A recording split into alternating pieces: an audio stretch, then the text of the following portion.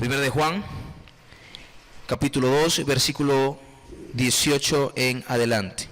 Dice de la siguiente manera: hijitos, ya es el último tiempo, y según vosotros oísteis que el anticristo viene, así ahora han surgido muchos anticristos. Por esto conocemos que es el último tiempo. Salieron de nosotros, pero no eran de nosotros, porque si hubiesen sido de nosotros, habrían permanecido con nosotros. Pero salieron para que se manifestase que no todos son de nosotros. Pero vosotros, o sea ustedes, tenéis la unción del Santo y conocéis todas las cosas. No os he escrito como si ignoraseis la verdad, sino porque la conocéis, porque ninguna mentira procede de la verdad. ¿Quién es el mentiroso sino el que niega que Jesús es el Cristo? Este es anticristo, el que niega al Padre y al Hijo. Todo aquel que niega al Hijo tampoco tiene al Padre, y el que confiesa al Hijo tiene también al Padre. Lo que habéis oído desde el principio permanezca en vosotros. Si lo que habéis oído desde el principio permanece en vosotros, también vosotros permaneceréis en el Hijo y en el Padre. Y esa es la promesa que Él nos hizo, la vida eterna. Os he escrito esto sobre los que os engañan.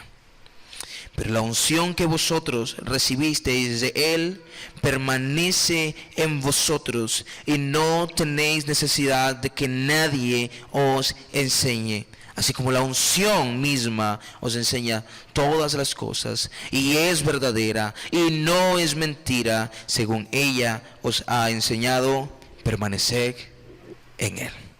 Hasta allí la palabra. Amado Dios, Padre Santo, qué gusto saber que nos podemos acercar confiadamente a tu presencia, más allá de nuestros pecados, más allá de nuestras injusticias, Señor, más allá incluso de todas las veces en las que te deshonramos. Qué bueno saber que aún como hijos tenemos ese privilegio y libertad de poder entrar gozosa y confiadamente a tu presencia. Y aquí estamos, Señor, reconociendo la necesidad de nuestro corazón de alimentarse con tu palabra. Cuando Jesús dijo, no solo de pan vive el hombre, estaba dando a entender básicamente que el mayor alimento para el hombre no es la comida, no es el pan físico, sino el alimento espiritual. Así que, Señor, a ti llegamos como ese salmista, Dios, que en medio del desierto clamaba por ti, por tu presencia. Pero nosotros hoy clamamos, Dios, Padre, porque tu presencia se llene nuestras vidas, tu palabra llene nuestras vidas, Señor. Es el propósito de estar aquí, es que podamos conocerte más. El propósito de orar a ti, el propósito de leer tu palabra es que podamos conocerte más. Y la única manera es que podamos conocer tu palabra, Señor, lo que tú hablas a través de estos libros, a través de estos autores, Señor. Bueno, mi oración a ti, mi Dios, es que tú abras el entendimiento de cada hermano, Dios, permitiéndonos así poder comprender, poder entender el mensaje que tú hablas a nuestras vidas y ser conformados. Así como dice tu palabra, Señor, en Mateo 13, 19, que cuando el sembrador riega la semilla, pero cae en el camino, es como aquel que oye la palabra, pero no logra entenderla. Y por cuanto no logra entenderla, el diablo la arranca de su ser, de manera que no sea transformado. Así que es vital, Dios, para nosotros poder comprender lo que tú estás hablando en nuestras vidas. Yo te ruego que mis hermanos estén atentos y dispuestos a recibir de tu palabra. En el nombre de Jesús, toda gloria sea para ti. Y que sea solo un instrumento, Señor, que hable lo que tú quieres que hable. En el nombre de Jesús. Amén. Pueden sentarse, hermanos, si no se han sentado.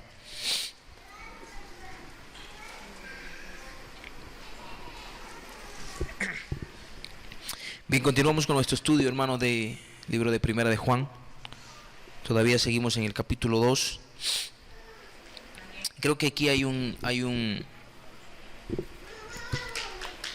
enfoque bastante específico en todo este capítulo. He tratado de estudiarlo detalladamente y veo algo bien interesante en todo este capítulo 2 y me llama mucho la atención, y es el conocer a Dios. Si se dan cuenta, entre los primeros versículos del capítulo 2, si no me equivoco, el versículo 3, nos habla el apóstol Juan sobre si de verdad conocemos a Dios o no le conocemos. Él empieza diciendo que si conocemos a Dios, o que comprobamos que conocemos a Dios y guardamos sus mandamientos. Nos habla de sus mandamientos, nos habla de amar a nuestros hermanos, nos habla del mandamiento del amor, que comprobamos que conocemos a Dios y guardamos su palabra, que comprobamos que conocemos a Dios si amamos a nuestros hermanos. Luego Juan escribe que comprobamos que amamos a Dios cuando aborrecemos el mundo, pero que cualquiera que ame las cosas del mundo, entonces el amor del Padre no está en él. Y luego continúa con este tema, y efectivamente tiene bastante relación con lo que él viene hablando en todo este capítulo, que habla de conocer a Dios. Y el enfoque principal de este mensaje que vamos a dar esta noche tiene que ver con una característica fundamental de todo cristiano. Hace ya un tiempo, varios meses, estuve leyendo un libro que se llama ¿Soy realmente cristiano? Es una pregunta, una interrogante. Y la pregunta es esa, el título del libro, ¿soy realmente cristiano? Y son varios capítulos, creo que 9 capítulos. Y el autor va describiendo capítulo por capítulo ciertas características que deben estar presentes en el cristiano, y que si no están presentes no es cristiano, así de sencillo. Si mal no recuerdo, algunas de las demandas que él expresa allí es, por ejemplo, no eres cristiano si solamente porque digas serlo, es decir, tienes que dar fruto. No eres cristiano si amas el pecado. No eres cristiano si no amas a las personas.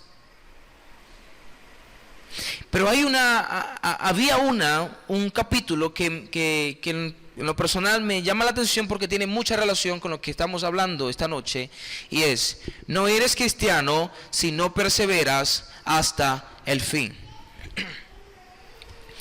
Y ese es el enfoque de este mensaje.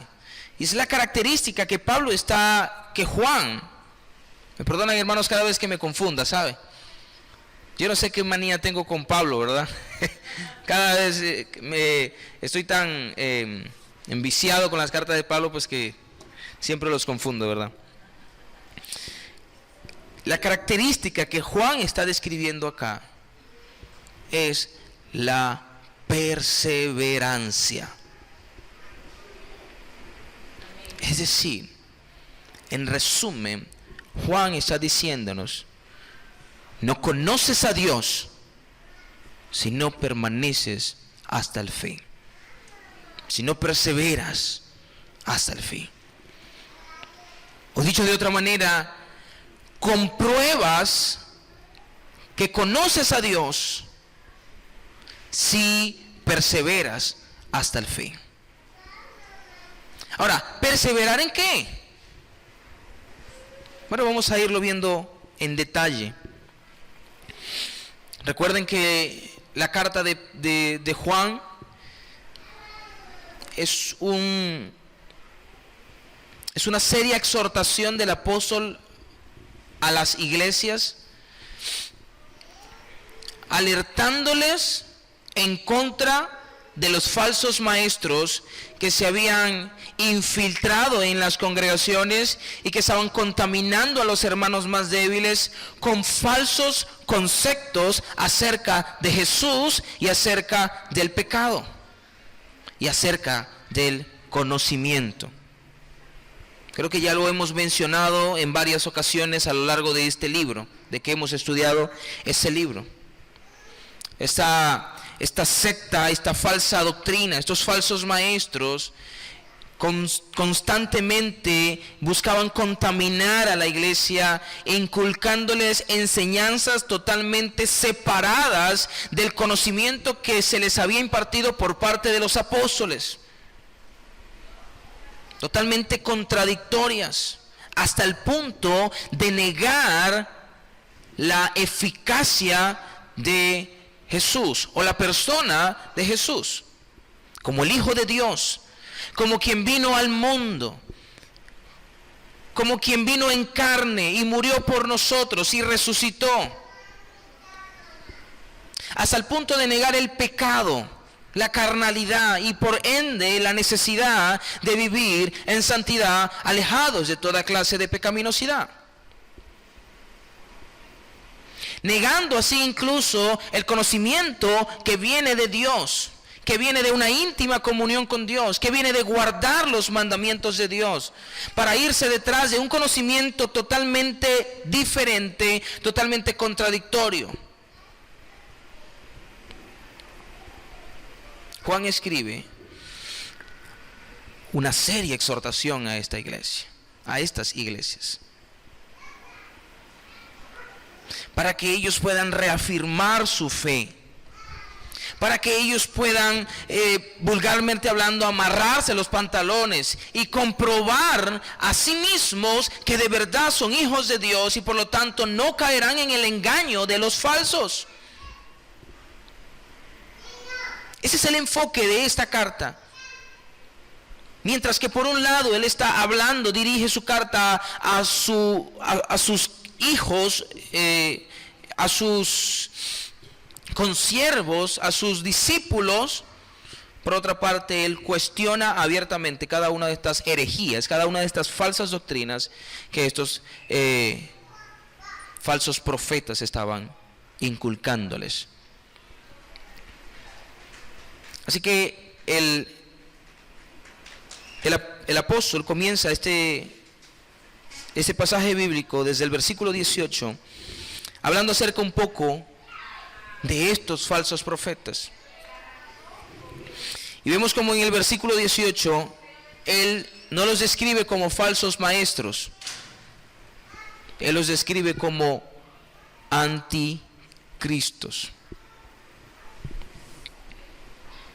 El versículo 18 dice: hijitos, ya es el último tiempo, y según vosotros oísteis que el anticristo viene, así ahora han surgido muchos anticristos. Por esto conocemos que es el último tiempo. Bueno, Pablo en su carta a 2 de Tesalonicenses, él habla algo acerca del anticristo y de los últimos tiempos. Él les dice a los cristianos que no se alarmen, ni siquiera por carta, por algún mensaje de alguien que quiera venir en nombre de Pablo. Les dice que no se alarmen porque la venida del Señor será precedida por el anticristo, por la llegada del anticristo. Dice en 2 de Tesalonicenses capítulo 2 verso 3, que nadie os engañe en ninguna manera, porque no vendrá sin que primero venga la apostasía y sea revelado el hombre de pecado, el hijo de perdición.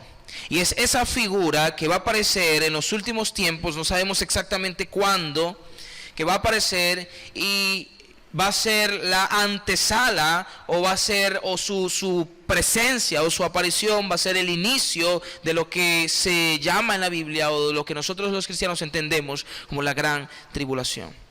Y allí es donde va a comenzar la persecución, el arrebatamiento y todo esto que ya la Biblia nos describe. Por la llegada de este personaje que la Biblia define como el hijo de perdición, como el anticristo. ¿Ok? La palabra anticristo viene del griego antichristos, con J en vez de C. Y es una combinación de dos palabras. La primera es anti, que significa opuesto. Y la segunda es Christos, que es ungido. En sí, la palabra anticristo es alguien que se opone al Mesías, alguien que se opone a Cristo. Es decir, se van a reír, un opositor. ¿Sí? Básicamente es eso. Alguien que se opone a Cristo, alguien que se opone a la palabra de Dios, alguien que se opone al mensaje del Evangelio. Así que Juan está claro de la llegada de este anticristo. Pero él dice, ustedes saben que viene el anticristo, pero ahora han surgido muchos anticristos.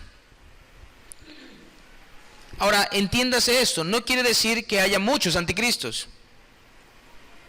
Lo que está tratando de decir Juan es que el mismo espíritu que va a operar en ese personaje, ese hijo de perdición, ese mismo espíritu opera en toda persona que se desvía de la fe. Toda persona que apostata de la fe, o que se vuelve un apóstata. Es decir, toda persona que cae en apostasía, toda persona que se revela a la verdad de Dios, al conocimiento de Dios, es un anticristo. Podríamos entenderlo de forma incluso simbólica. Es decir, la misma corriente de pensamiento que tiene este personaje, este anticristo, es la misma corriente de pensamiento que tiene toda persona que ha negado la fe y que ahora predica una falsa doctrina. En el libro de Apocalipsis, en uno de los mensajes a las iglesias, Jesús está hablando por boca de Juan, le dice a las iglesias algo parecido como que tengo contra ti que toleras a esa mujer Jezabel que comete toda clase de inmoralidades. Y me preguntaban en internet acerca de quién era ese personaje Jezabel, si existe tal cosa como el espíritu de Jezabel. Y yo escribí allí que en la Biblia jamás dice algo al respecto como espíritu de Jezabel. Y estaba leyendo ese versículo tratando de entender acerca a qué se refería Juan cuando hablaba de esa mujer Jezabel. Pues en primer lugar, esa persona que es una mujer allí en el texto no se llamaba Jezabel. O sea, en principio su nombre no era Jezabel, sino que en forma simbólica se le estaba atribuyendo el personaje de Jezabel en referencia al Antiguo Testamento, a la mujer que era esposa del rey Acab. Ahora, la figura de esta mujer en el Antiguo Testamento era muy relevante. ¿Por qué razón? Porque ella cometía toda clase de inmoralidades, toda clase de rebeldía. Es decir, era una mujer muy, muy pecadora y que se rebelaba contra Dios. Y fue instrumento de Satanás para hacer muchas cosas en contra de la voluntad de Dios. Bueno, entonces cuando Juan está hablando a la iglesia y dice que toleras a esta mujer Jezabel y describe lo que esta mujer hace, es decir, las mismas características que cumplía esta mujer Jezabel, esposa de Acab, son las mismas características que cumplía esta mujer en esta congregación, y los hermanos la estaban tolerando, es decir, los hermanos no la habían exhortado, sino que ella estaba enseñando falsa doctrina, y aparte de eso estaba induciendo a los hermanos a cometer inmoralidades. Así que en resumen podríamos decir, el mismo pecado o la misma clase de conducta que tenía esta mujer Jezabel en el Antiguo Testamento es la misma clase de conducta que tenía esta mujer en esta iglesia. Pero en realidad no está hablando del espíritu de Jezabel, porque no hay tal cosa como el espíritu de Jezabel. ¿Ok?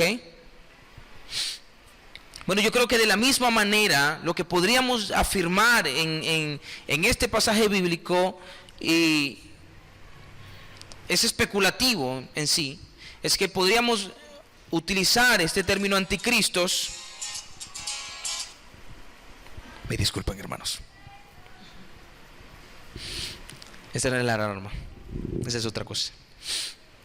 Podríamos utilizar este término anticristos en forma simbólica para referirnos a que la misma condición en la que se va a encontrar ese personaje que va a aparecer en el último tiempo es la misma condición en la que se encuentran toda clase de hombres o mujer o persona que ha negado la fe y que hoy en día predica falsas doctrinas. Es decir, toda persona que ha apostatado de la fe, que niega la fe, que niega a Cristo y que hoy en día predica algo totalmente herético, errado ante la palabra y contradictorio al mensaje de Dios, es un anticristo. Es decir, alguien que se opone a la verdad. Y es interesante que el libro de Romanos, capítulo 1, dice que la ira de Dios se revela contra toda impiedad e injusticia de los hombres que detienen con injusticia la verdad. Eso parece un trabalengua y un poco lo entendemos. Lo que el apóstol Pablo está diciendo en ese versículo es que Dios va a derramar su ira sobre todas aquellas personas que impiden que la justicia se ejecute porque ellos la están opacando con sus injusticias. Y eso me recuerda al libro de Habacuc que nosotros leímos hace un tiempo. Empezando el capítulo 1, el profeta se queja ante Dios por la manera tan problemática en la que estaba la nación en ese tiempo, y cómo los gobernantes estaban corrompiéndose y estaban opacando al justo con sus injusticias. Básicamente lo que ellos estaban haciendo era impedir que las leyes se cumplieran porque ellos estaban cometiendo actos injustos. Y eso me suena familiar. Eso me suena muy familiar. Eso me suena muy de Venezuela. O mejor dicho, muy de todas las naciones. Donde quienes están puestos como autoridades son capaces de venderse a la falsedad por llenar sus bolsillos, y con sus actos ilícitos impiden que la justicia se ejecute, porque ellos prefieren llenarse sus bolsillos o satisfacer sus placeres antes que se cumpla lo que es ley, lo que está correcto. Es como si usted estuviera en un tribunal y estuvieran juzgando a un hombre que cometió violación, y están completa y absolutamente seguros de que él es culpable, pero al día siguiente usted lo ve en la calle suelto. ¿Por qué? Porque no lo enjuiciaron, porque resulta que el hombre tiene dinero, tiene influencias, puede pagar buenos abogados, puede comprar incluso al juez. Eso es corrupción, eso es injusticia. Es decir, esas personas están vendiéndose a la injusticia y por lo tanto están poniendo una barrera para que la ley se cumpla, para que la justicia se lleve a cabo, lo cual es el propósito por el cual Dios los colocó allí. Dios los colocó para que ellos impusieran justicia. y ellos establecieran leyes que ellos mismos debían cumplir. Pero hoy en día vemos como las personas prefieren venderse a lo malo solamente con satisfacer sus propios deseos, impidiendo así que se haga lo que es justo. Pero sabe, eso no es nuevo. Eso existe desde el Antiguo Testamento, es decir, el espíritu del anticristo o esta figura del anticristo existe incluso del Antiguo Testamento. Y podemos ir al libro de Números, a la historia del profeta Balaán, cuando él acepta profetizar en contra de Israel porque le iban a pagar. Acepta ir en contra de la voluntad de Dios y hacer algo que Dios le había prohibido hacer porque le iban a pagar. Pero más aún podemos ver eso incluso en el inicio, en el jardín del Edén, cuando Satanás pervierte la verdad para engañar a Eva. Y eso es lo que hoy en día las personas hacen. Y eso es lo que hace todo anticristo. Pervierte, tuerce la verdad para obtener algún tipo de beneficio. Y eso me lleva a una conclusión. Toda persona que se vende a la injusticia, que se vende a la mentira y que pervierte la verdad, siempre es por una razón: para satisfacer sus propios placeres.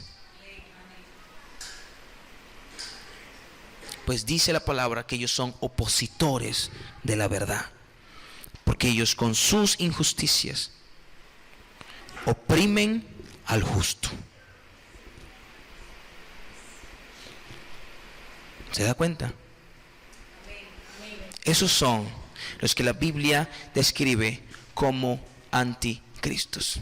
Pero hay algo bien interesante también, y es que dice: salieron de nosotros.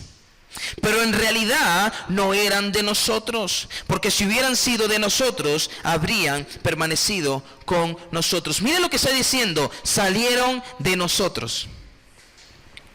¿A qué se está refiriendo eso? A que estaban aquí. Estaban allí, sentaditos al lado suyo. Ya lo veo, ya lo veré ustedes como que desconfiando del hermanito.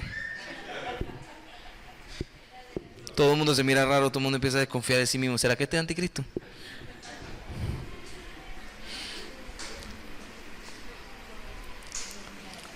Dice: estaban con nosotros. Salieron de nosotros. Es decir, estaban en el mismo redil, estaban en el mismo rebaño. En una ocasión, y eso lo pueden encontrar en Mateo capítulo 13, Jesús está reunido con una multitud y les refiere a una parábola. Dice: el reino de los cielos es semejante a un hombre que sembró semilla en su campo. Pero al dormir, cuando se acostaron a dormir, vino el enemigo y sembró cizaña. Y cuando la hierba comenzó a crecer y comenzó a salir el fruto, creció y apareció la cizaña. Entonces los siervos del padre de familia le dicen al Señor: ¿será que quitamos la cizaña? Y le dice: no, espérate. Espera a que llegue el tiempo de la siega y luego ustedes podrán apartar el trigo y guardarlo en el granero, y apartar la cizaña y echarla al fuego. Ahora, lo que es bien interesante allí es lo que está diciendo Jesús acerca de esta parábola, y es que cuando el sembrador, que en este caso es Dios, el Señor, pone su semilla de trigo, que es el pueblo de Dios, el enemigo, junto a la misma semilla de trigo, siembra la cizaña, y la cizaña es representada o representa a los hijos del diablo. Y los describe Juan en capítulo 3 como hijos del diablo o hijos de perdición. Él siembra a aquellos que son hijos del diablo. Pero entonces llegan los siervos y le dicen al Señor: ¿será que lo podemos quitar? Y dice: no, porque corres el peligro de que cuando arranques la cizaña también puedas arrancar el trigo. ¿Y eso por qué? Bueno, estudiando un poco, nos dimos cuenta de que la cizaña, cuando está creciendo junto al trigo, son casi idénticos. Y estábamos viendo unas imágenes de cuando el trigo es verde aún, y usted ve la cizaña junto al trigo, y es difícil identificarlos. Entonces él dice, son tan idénticos, son tan parecidos, es tan difícil distinguirlos que si te atreves a cortar la cizaña, puedes correr el riesgo de cortar a uno que sí es trigo. Así que espera que llegue el tiempo de la siega, en el que se podrán distinguir uno del otro, y ahí sí echarás a la cizaña en el fuego. Y fíjese lo que está diciendo Juan aquí. Salieron de nosotros, es decir, estaban con nosotros, crecieron con nosotros, salieron en las tardes a predicar con nosotros, estuvieron en las reuniones con nosotros, predicaron junto con nosotros, incluso admiramos su forma de predicar o su forma de entender la Biblia incluso. Pero dice, pero no eran de nosotros. Pero fue tan difícil identificarlos. Estamos tan convencidos de que de verdad son de Dios.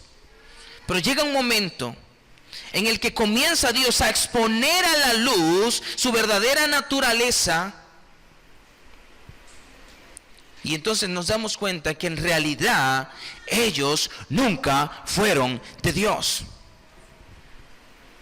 Pero quizás usted puede decir, así como algunos también mencionan, bueno, pero es que ellos estaban con nosotros, creyeron en Cristo Jesús y en un tiempo dieron buen testimonio, pero lamentablemente llegó el tiempo en el que negaron la fe. Pues déjeme decirle que Juan dice que si de verdad ellos hubiesen sido de nosotros, habrían permanecido. Es decir, toda persona que no permanece no es de Dios. No es que fue de Dios un tiempo y luego se apartó. ¿Ok? No, toda persona que al final de su vida no permaneció en la fe, sino que se desvió de ella, sino que apostató de la fe, sino que negó a Cristo y se fue tras sus propios placeres, se vendió al pecado. No es que en un tiempo fue de Dios, no era de Dios, no pertenecía a Dios, sino que era un anticristo. Porque si de verdad, dice Juan, hubieran sido de Dios, hay una característica muy importante, y es que habrían permanecido. Todo aquel que conoce a Dios, todo aquel que es de Dios, que es nacido de Dios, que camina en la luz, que camina en comunión con el Padre, permanece hasta el fin. Es decir, tú puedes comprobar que conoces a Dios si permaneces, si no te desvías de la verdad de Dios, si no te desvías tras la mentira del diablo, tras la falsedad, si no te dejas contaminar por la mentira que este mundo te está ofreciendo. Compruebas que conoces a Dios y te mantienes firme. ¿Pero por qué les digo esto, hermano? Porque el mundo está abarrotado de mentira. Hay una lucha tremenda, una guerra espiritual.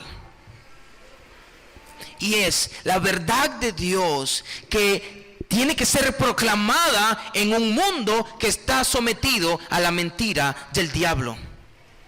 Y es la mentira del diablo en contra de la verdad de Dios. Y nosotros estamos allí en medio.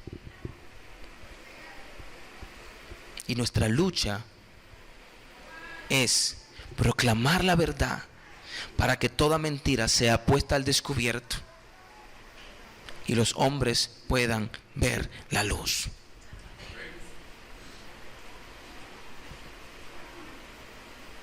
Pero debemos estar firmes. Hermanos, es tremendo, hermanos. Cada vez son más predicadores que en un tiempo consideramos personas de testimonio. y que ahora están vendiendo su fe tras el dinero, tras la fama, tras sus propios placeres. Los vemos en televisión todo el tiempo. Algunos de ellos sí son cristianos, pero lamentablemente están siendo engañados. Pero algunos de ellos no son cristianos realmente. Son falsos maestros, son ovejas, son lobos disfrazados de ovejas. Y allí muchas veces los escuchamos en televisión o en la radio y escuchamos lo que dicen y amén y gloria a Dios. Y caemos con facilidad en la mentira que nos están queriendo inculcar. Hermano, compruebas que eres hijo de Dios si permaneces firme en la verdad. Si no te desvías de ella. Amén. Pero vosotros tenéis la unción del Santo y todos vosotros lo sabéis. No os he escrito como porque ignoréis la verdad, sino porque la conocéis. Ahora, Juan estaba diciéndole a estos cristianos, a los que él considera hijitos, él les está diciendo: yo sé que ustedes tienen la unción del Santo. La unción del Santo significa el Espíritu Santo, ¿sí? No es como algunos dicen por ahí: no, este hombre tiene una unción tremenda. Este hombre tiene unción, este no tiene casi unción. Este tiene tremenda unción. Pero este tiene poquitica unción. Tiene unción de escarcha. No, hermano. Porque eso no lo dice la Biblia. Búsquelo y no lo va a encontrar. La Biblia dice, la Biblia no dice tenemos una unción. La Biblia dice tenemos la unción, porque Juan sabe que no existen varias unciones, que existe una unción, que es el Espíritu Santo, que se ha posado dentro de nosotros. En el Antiguo Testamento había una prefiguración de lo que iba a ser el Espíritu Santo en el Nuevo Testamento. Es decir, en el Antiguo Testamento se utilizaba el aceite como símbolo del Espíritu Santo, pero ya hoy no tenemos el símbolo del Espíritu Santo. Hoy tenemos al Espíritu Santo morando dentro de nosotros, y ese Espíritu Santo es el que nos hace conocer todas las cosas. Es decir, la razón de que conocemos la verdad, la razón de que estamos en la verdad y la razón de que permanecemos en la verdad es que el Espíritu Santo mora dentro de nosotros, hermanos. Y por eso Juan les dice: les escribo porque ustedes conocen la verdad y porque ninguna mentira procede de la verdad. Es decir, con mayor razón, por causa de que ustedes son hijos de Dios. La palabra hijitos que él utiliza allí es la misma palabra que utiliza en el versículo 13, si no me equivoco, cuando le dice: os he escrito a vosotros hijos o hijitos. Y se está refiriendo a alguien que es cristiano, pero que está iniciando. O sea, que alguien que es inmaduro todavía espiritualmente. Pero le dice: les escribo a ustedes, hijitos, porque ustedes conocen al Padre. Es decir, él estaba convencido de que conocían al Padre, de que habían conocido a Dios, de que estaban en una relación con Dios. Bueno, les está diciendo: yo no les escribo como si ustedes ignoran la verdad, no les escribo porque yo sé que ustedes conocen la verdad. Por lo tanto, esto es una exhortación a que ustedes rechacen todo lo que es mentira. Si ustedes afirman estar en la verdad, si ustedes afirman conocer la verdad, permanecer en la verdad, por lo tanto, en ustedes no puede haber ningún tipo de compañerismo con lo que es mentira, es decir, todo aquello que es contrario a la verdad. Y él les dice: ¿quién es el mentiroso? Es decir, ¿quién es el que está diciendo mentira? ¿Cuál es la mentira? Negar que Jesús es el Cristo, el ungido, el Mesías, el Hijo de Dios. Toda persona anticristo es aquel que niega a Jesús como el Hijo de Dios. Y si alguien niega a Jesús como el Hijo de Dios, no tiene tampoco al Padre. Es imposible llegar al Padre a menos que sea por medio de Él. Tienes que entregar toda tu convicción a Él De otro modo no pudieras llegar a conocer al Padre. Y Él lo dice, el que confiesa al Hijo tiene también al Padre. Es decir, estás unido a Cristo, estás unido al Padre. Juan lo dijo también en su evangelio. Él dice, mis ovejas oyen mi voz, yo las conozco y ellas me siguen y yo les doy vida eterna y nadie las arrebatará de mi mano, dice Cristo. Pero después dice, mi Padre que es poderoso, dice, nadie las va a arrebatar de su mano. No solo estamos unidos a Cristo, estamos unidos al Padre, gozamos de una íntima relación con el Padre. Por lo tanto, debemos entender que aquellos que andamos en la verdad no podemos tener ningún tipo de compañerismo con la mentira del diablo. Todo concepto, hermano, todo pensamiento, toda idea que se engendre en su mente o que alguien quiera venir a enseñarle que sea contraria a la verdad de Dios, debe ser expulsada de usted. No debe aceptarla por ningún motivo. Por esa razón es que siempre se les enseña, hermano, cualquier persona que venga con un sueño, con una visión, con una profecía, con una palabra, con un pensamiento, no le estoy diciendo rechácelo de una vez, no, analice lo que esa persona está diciendo, recíbasela con gozo, analícela a la luz de la palabra. Pero si lo que esa persona está diciendo es contraria a la palabra, usted tiene que rechazarlo abiertamente. Usted no puede ser sutil con esa persona. Usted tiene que rechazar lo que esa persona está diciendo, porque si no estaría teniendo compañerismo con la mentira. Y el pastor Miguel Núñez lo dice de la siguiente manera, aunque estoy parafraseando, no sé exactamente cómo lo dice: el que negocia sus valores por temor, por pena o por amiguismo tiene una seria falta de integridad. Cualquiera que es capaz de esconder la verdad de Dios, de callar, de no decir nada y de aceptar a aquellos que están proclamando una mentira y que se desvían tras la mentira, bien sea por miedo a que te digan algo, o bien sea por pena, o porque sencillamente es tu amigo o tu padre o tu madre, estás negando la verdad, te estás vendiendo a la mentira. Y eso es negar a Cristo, hermano. Yo no puedo estar involucrado en algo que yo sé que es una farsa ante la palabra de Dios, que cuando yo llegue y lo pese a la palabra de Dios va a ser falso. Pero aún así lo hacemos, no por amor, por compañerismo, por esto y lo otro, no. Una cosa es que nos amemos, otra cosa es que caminemos juntos si en realidad no estamos de acuerdo. Amén. Hermanos, debemos defender la verdad. Amén. Pablo dijo, contender ardientemente por la fe. Vivimos en un mundo que cada día se vuelve más relativo en sus conceptos. Y nosotros debemos estar prestos abiertamente para proclamar la verdad. En estos días que estuvieron tratando de obligarme para poder apoyar cosas políticas y eso, yo no titubeé en decir la verdad, hermanos. No me malentienda. O sea, tenía un nudo en la garganta, sudaba frío, las manos me temblaban, no sabía qué decir, el corazón me palpitaba. Pero no titubeé en decir la verdad. La gente me decía, mira, dile que tú te vas con ellos y le dices que lo que pasa es que tuviste que hacer una diligencia. O no, lo que pasa es que te enfermaste o te llamaron por teléfono y te fuiste. Yo le digo, no, yo no tengo problema en decir la verdad. ¿Cuál es el temor? Les preguntaba, ¿qué es lo peor que puedo pasar? ¿Qué puede pasar? Bueno, lo peor que puede pasar es que te echen del trabajo. Bueno, eso ya yo lo acepté. Así que no puede pasar nada peor. Le dije, la única manera en que yo vaya, o es que yo quiera, o es que me lleven preso. Pero del resto no voy. Y cuando me preguntaron, ¿por qué no quise?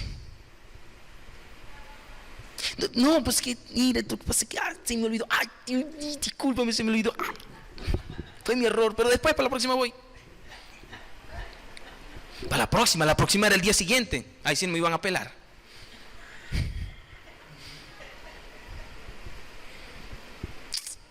Sencillamente dije, no quise. Esa es la verdad. Y si me preguntan mamá, les respondo. Y al día siguiente, no fui tampoco. Me les escapé, andaba como un fugitivo. Pero no de la justicia. Y volvieron a preguntarme lo mismo y lo mismo les dije. Yo no negocio con la mentira. Pues tengo que mantenerme firme en la verdad.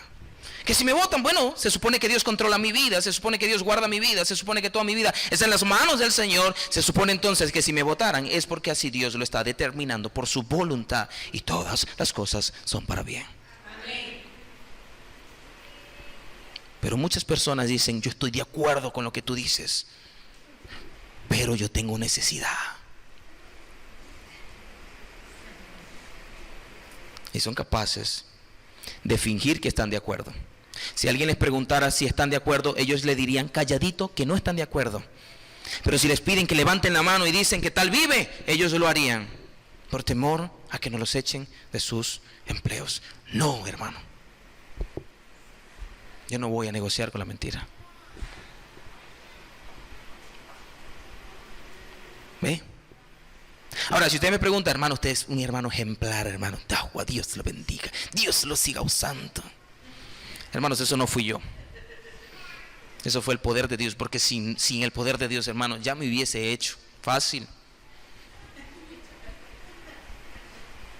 hermano, ruedo allí, sencillo. Porque no aguantaría, soy cobarde. La única manera de que yo pueda mantenerme firme y perseverar ante tanta oposición y presión es que el poder de Dios esté en mí. Así que si el poder de Dios está en usted, créame que usted tiene que mantenerse firme. Amén.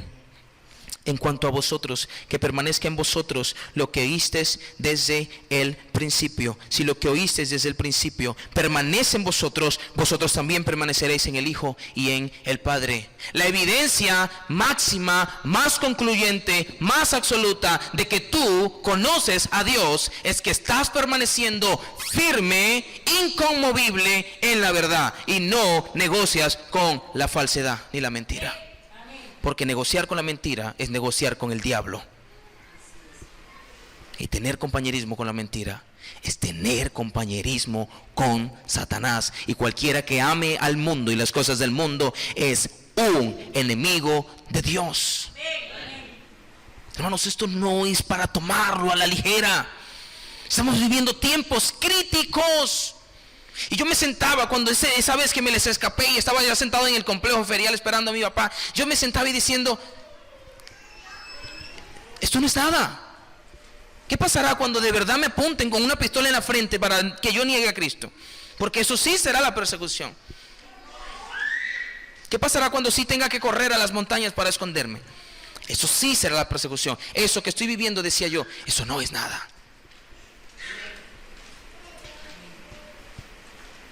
La verdad, ¿estaríamos dispuestos a seguir manteniéndonos firmes en la verdad, aún en medio de esos tiempos? Hermano, tenga en cuenta algo. Usted va a ser perseguido. No hay otra verdad. Joven, adolescente, escuche esto. Usted va a ser perseguido. Quizás su familia va a ser matada, asesinada, ultrajada, masacrada, como usted lo quiera ver. Sus mejores seres queridos, sus mejores amigos, sus bienes y por último su vida. Pero si de verdad somos de Dios, vamos a permanecer hasta el fin.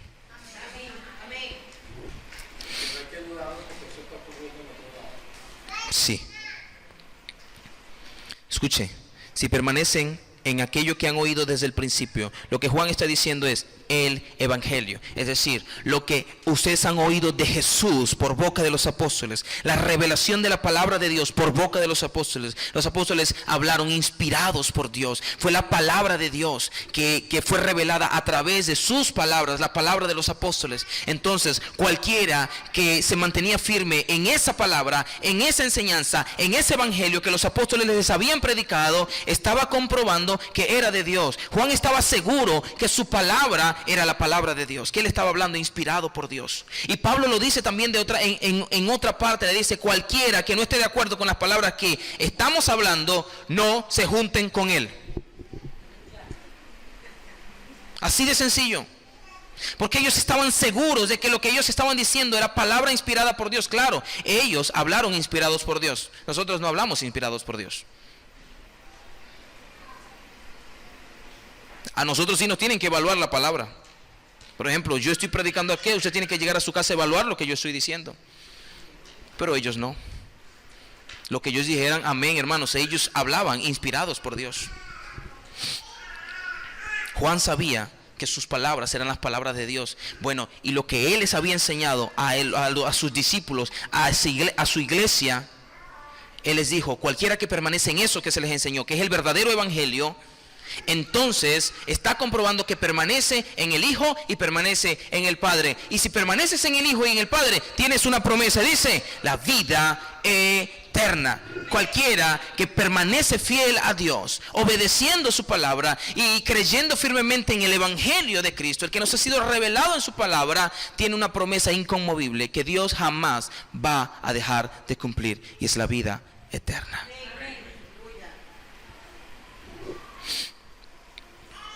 Os he escrito esto con respecto a los que están tratando de engañaros. Pero en cuanto a vosotros, la unción que recibisteis de Él permanece en vosotros, y no tenéis necesidad de que nadie os enseñe. Pero así como su unción os enseña acerca de todas las cosas y es verdadera y no mentira, así como os ha enseñado, permaneced en Él. Lo que Él les está diciendo es decir, si ustedes tienen al Espíritu Santo, ustedes no tienen necesidad de que vengan falsos profetas a querer enseñarles. El Espíritu mismo se encargará de distinguir entre aquello que es bueno y entre aquello que es malo, y guiarlos hacia la verdad. La palabra de Dios dice que el único que convence al mundo de pecado, justicia y juicio es el Espíritu Santo. No necesitamos a más nadie. Aunque es y bueno y todo el estudio, y usted tiene que hacerlo, estudiar la palabra y estudiar todo lo que usted pueda estudiar, su estudio, su preparación, su conocimiento tiene que estar subordinado a la obra del Espíritu. Si no, no sirve de nada. Así que, hermanos, si tenemos la unción del Santo, la unción de Cristo, Espíritu Santo, primero conocemos a Dios, conocemos a Él, y no vamos a caer en el engaño, y permaneceremos fieles hasta el fin. Así que meditemos sobre esta palabra, hermanos. Vamos ahora. Póngase sobre sus pies.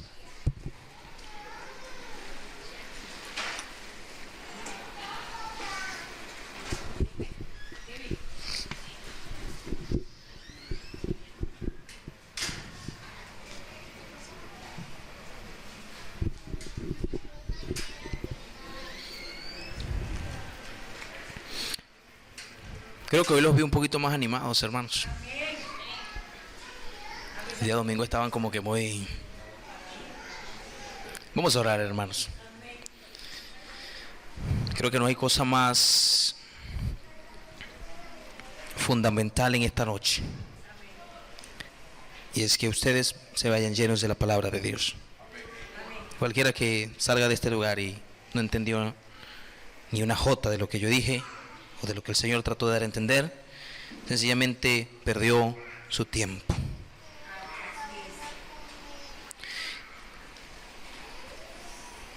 Pero que el Señor, y esa es nuestra oración, que el Señor sea misericordioso con cada uno de nosotros y haga que la palabra, su palabra, pueda penetrar en lo profundo de nuestro ser. Estoy seguro que cuando la palabra se siembra en el corazón del hombre, no hay marcha atrás, tiene que producir un cambio. Así que mi oración es que la palabra produzca en ustedes un cambio. Eso no es información, esto no es como leer el periódico, no, esto es palabra de Dios para que usted viva, esté alerta, se mantenga firme y persevere hasta el fin. No importa qué venga, no importa qué sobrevenga, no importa cuántas crisis, no importa cuántos problemas, no importa cuánta persecución, y créame que va a venir. Pero aquel que es hijo de Dios tiene un ancla, una esperanza, una confianza sobrenatural. Y es que sabemos que perseveraremos hasta el fin con la fuerza de Él. Y es que sabemos que no dejaremos de amarle a Él hasta el fin, porque Él no deja de amarnos a nosotros. Sabemos que llegaremos a la vida eterna, porque si a Él, así Él se dispuso a hacer lo posible. Es su gracia, es su obra. Cuando nos vemos al espejo y vemos que estamos allí perseverando, manteniéndonos firmes, con luchas, con dificultades, con problemas, pero nos mantenemos firmes hasta el fin, nos damos cuenta que no somos nosotros, que no hubiésemos podido hacerlo por nuestra propia cuenta, que es Dios. Cuando lleguemos al trono, al juicio, al tribunal de Cristo, nos comiencen a leer nuestras obras, quizás vamos a decir: Señor, yo hice lo posible y me mantuve firme y luché y me esforcé y aquí estoy, vencí, culminé la carrera, he guardado la fe. Y el Señor te va a decir: no, fue Cristo, fue mi poder, fue mi amor, fue que yo puse el querer como el hacer. Hermanos, la razón por la cual estamos aquí, perseveramos hasta el fin, es por Él. No dejemos de darle gracias, pero no dejemos entonces de confirmar y de comprobar de que somos de Dios por medio de la firmeza y la perseverancia.